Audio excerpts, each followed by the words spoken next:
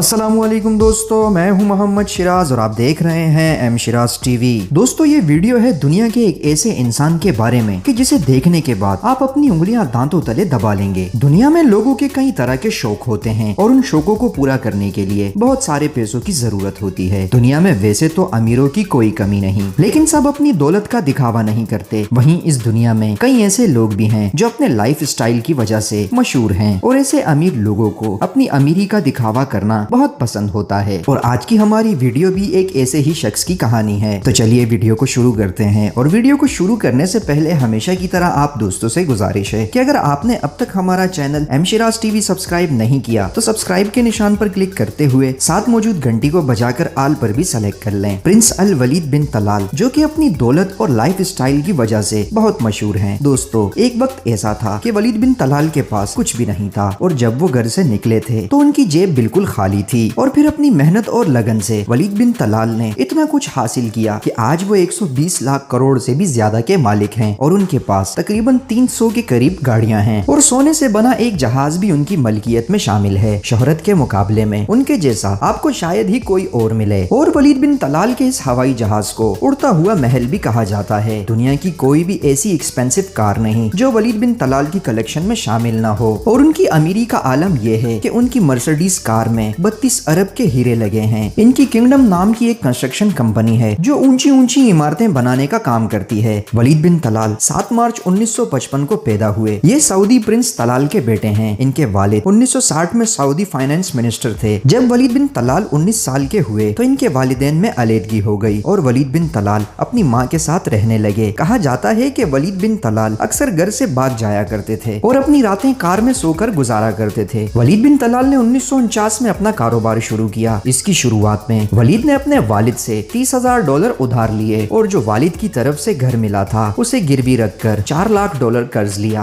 और फिर अनथक मेहनत से इनका कारोबार दिन दुगनी रात चुगनी तरक्की करने लगा। 1951 में स्टॉक से वलीद बिन तलाल ने $57 मिलियन कमाए और इन्हें दुनिया का 47वां अमीर तरीन आदमी कहा जाता है। आप इस अमीर तरीन शेख के बारे में क्या कहना चाहेंगे? कमेंट सेक्शन में अपनी राय से जरूर आगाह कीजिएगा। और जो दोस्त चैनल पर पहली बार आए हैं उनसे रिक्वेस्ट है कि सब्सक्राइब के निशान पर क्लिक करते हुए साथ मौजूद घंटी को बजाकर ऑल पर भी सेलेक्ट कर लें, क्योंकि हम आपके लिए ऐसी मुनफरिद और मालूमाती वीडियोस लेकर हाजिर होते रहते हैं। अपना बहुत सा ख्याल रखिएगा। मिलते हैं नेक्स्ट वीडियो में, तब तक के लिए अल्लाह हाफिज।